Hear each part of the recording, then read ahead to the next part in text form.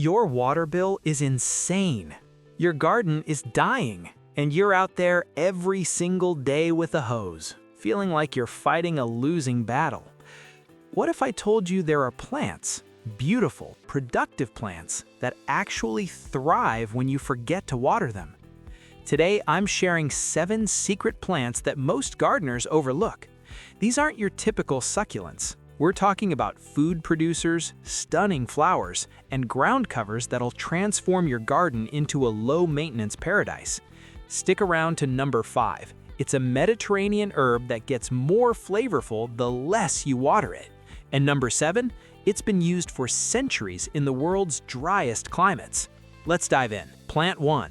Purslane, the succulent vegetable you've been pulling as a weed. Okay, confession time. For years, I pulled purslane out of my garden thinking it was just another annoying weed. Then I learned the truth, and honestly, I felt like an idiot. Purslane is actually one of the most nutritious vegetables on the planet. We're talking about more omega-3 fatty acids than most fish oils, loaded with vitamins A and C, and it tastes amazing, like a lemony, slightly salty spinach. Why it's perfect for dry gardens? Purslane is a succulent. Those thick, paddle-shaped leaves store water like tiny reservoirs. This plant can go weeks without water and still look plump and happy. The drier the conditions, the more concentrated those nutrients and flavors become. I water mine maybe once a week in the absolute peak of summer. And that's it. How to grow it? Scatter seeds directly in your garden after your last frost. It germinates in just a few days and spreads beautifully as a ground cover. Harvest it constantly. Just snip off the top few inches and it keeps growing back. Use it fresh in salads, sauté it like spinach, or pickle it. Once you have it, it self-seeds. You'll never need to plant it again. Plant 2. Russian sage, the purple cloud that survives anything.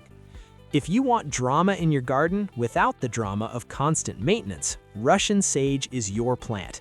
This thing is a survivor. Powdery blue-purple flower spikes that bloom from midsummer all the way to frost, silvery aromatic foliage, and a root system that goes deep. Why it's drought-proof? Russian sage is native to the steppes of Central Asia, one of the harshest, driest environments on Earth. That deep taproot seeks out moisture from way down in the soil, so even when your lawn is crunchy and brown, Russian sage looks like it's living its best life. Growing tips? Plant it in full sun with well-draining soil. Space them about 3 feet apart because they get big, 3 to 4 feet tall and wide.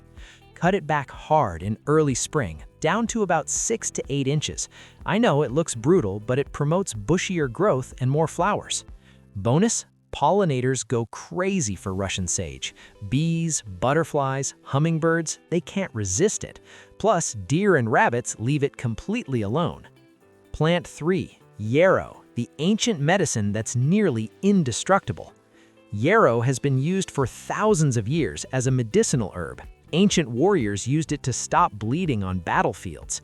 But here's what modern gardeners need to know. This plant is tougher than nails. The drought advantage? Yarrow develops incredibly deep, spreading roots that can pull moisture from depths other plants can't reach. Once established, you can literally forget about it. It blooms in flat-topped clusters, white, yellow, pink, red, from early summer through fall. The flowers attract beneficial insects like ladybugs and parasitic wasps that eat garden pests. How to use it? Plant yarrow in the worst, driest, most neglected corner of your garden. Poor soil? No problem. Rocky soil? Even better.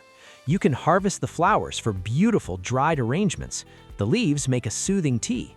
Pro tip, yarrow is a dynamic accumulator. Its deep roots pull up nutrients from deep in the soil, and when it dies back, those nutrients become available to neighboring plants. It literally makes your garden soil better. Plant 4. Sedum, the ground cover that laughs at neglect. If you've got a hot, dry spot where nothing else will grow, maybe a rocky slope or that brutal south-facing foundation bed, sedum is about to become your new best friend. Why sedum is special? These are true succulents with fleshy leaves that store water. There are hundreds of varieties, from low-growing ground covers to upright types that get 2 feet tall. I grow autumn joy sedum, and watching it change through the seasons is honestly one of my favorite things. Pale green buds in summer, pink in late summer, copper red in fall, and that beautiful rust color holds all winter long. The no-care wonder? Once established, I don't water my sedum, ever. Not even in the middle of August when everything else is gasping. Plant it in full sun with well-draining soil. Space them about 18 inches apart, and they'll fill in within a season or two. The propagation secret? If a piece of sedum breaks off and falls on bare ground, it'll often just root itself. I've started new patches by tossing broken stems onto soil. No planting, no watering, nothing. Plant 5, rosemary, the kitchen herb that doubles as drought-proof landscaping. This is where it gets really exciting, because we're talking about a plant that's beautiful, functional, and practically thrives on neglect. Rosemary is Mediterranean royalty. It's native to the rocky, sun-baked hillsides of southern Europe, where rain is scarce and soil is poor. The flavor secret? Here's what blew my mind. Rosemary actually develops more intense flavor when it's slightly stressed by drought.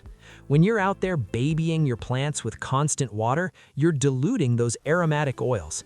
The best rosemary comes from plants that are grown lean and mean. Growing it right? Full sun at least 6 to 8 hours. Well-draining soil is absolutely critical. I water my established rosemary maybe once every 2 weeks in summer, and even that is probably more than it needs. Upright rosemary can get 4 to 6 feet tall and makes an incredible edible hedge. Trailing rosemary cascades beautifully over walls or containers. Fresh rosemary transforms roasted vegetables, grilled meats, focaccia bread, and even cocktails. I keep a big plant right by my kitchen door so I can just step out and snip what I need. Plant 6. Lavender, the fragrant powerhouse that hates being pampered. If you've ever killed lavender, I'm willing to bet you loved it to death. Literally. The #1 way people kill lavender is overwatering in rich soil. This plant wants to struggle a little. The success formula: poor, well-draining soil, even sandy or gravelly. Full sun, absolutely non-negotiable. At least 6 hours, but 8 is better. Once established, water deeply but infrequently. I water mine maybe once every 3 weeks in the peak of summer. That's it. Choosing varieties. English lavender is the most cold-hardy and has the sweetest fragrance. Spanish and French lavenders are more heat-tolerant but less cold-hardy. The harvest. Cut stems just as the flowers are opening, bundle them, and hang them upside down in a dry, dark place. In real talk, homegrown lavender smells about 10 times better than anything you can buy. Plant 7. Agave, the desert sculptor that's more versatile than you think. Agave is a true xerophyte, a plant that's evolved specifically for extreme drought. Those thick, fleshy leaves store massive amounts of water. Some agaves can go 6 months or more without water and look completely fine. Beyond the desert. While large agaves need warm climates, there are cold-hardy ones like agave Perry that survive down to 0 degrees Fahrenheit. I grow several smaller agaves in containers, and they're these stunning architectural focal points. That sculptural form is just gorgeous. Growing tips. Agaves need full sun in extremely well-draining soil. They're slow growing, which means low maintenance, no constant pruning needed. The caution. Many agaves have sharp spines. If you have kids or pets, choose spineless varieties or plant them away from high-traffic areas. Bonus tips. Setting your drought-tolerant garden up for success. The establishment period. Even drought-tolerant plants need regular water for the first growing season while they're establishing roots. For the first 2 to 3 months, water them consistently. Once established, you can cut way back. Mulch is your secret weapon. A 2 to 3 inch layer of mulch reduces evaporation, suppresses weeds, and gradually improves soil structure. Group by water needs. Don't plant your thirsty tomatoes right next to your drought-loving lavender. Group plants with similar water needs together. So, there you have it. 7 incredible plants that'll keep your garden thriving with almost no water. Porcelain, Russian sage, yarrow, sedum, rosemary, lavender, and agave. Each one a proven survivor. Imagine walking out to a garden that's lush and beautiful, knowing you haven't touched the hose in weeks. That's the freedom these plants give you. If this was helpful, I'd love it if you'd subscribe and hit that bell icon. Drop a comment. Which of these plants are you most excited to try? Thank you so much for watching. Now go create that low-water paradise you've been dreaming of. I'll see you in the next video.